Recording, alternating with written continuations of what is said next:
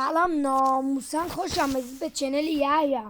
اومدیم امروز پارت اول اکانت $1. Oh man! I should have finished those deep fried chicken wings from last night.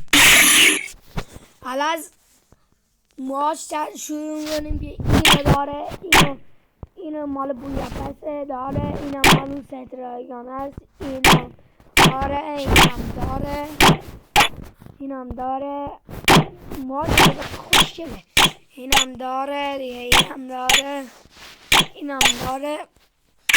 تو کامنت ها بگید این اکان 70,000 تومن میارزه یا نه. اینو داره، پرسی هم داره، این ستم داره خوشگله دیگه. 27 تا باندل 27 تا ست داره، اینو داره دیگه، کفشه رو داره، دنس 2 تا دنس داره کلنی. رسیدیم به پروفایل این اکانت که پروفایل خرگوشی رو داره دیگه.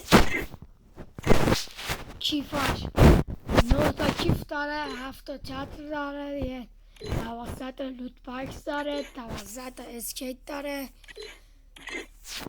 این ماشین رو داره تقریبا. حالا بگیم میارزه یا نه. این اکانت تقریبا 80,000 تومنه، 80,000 تومن.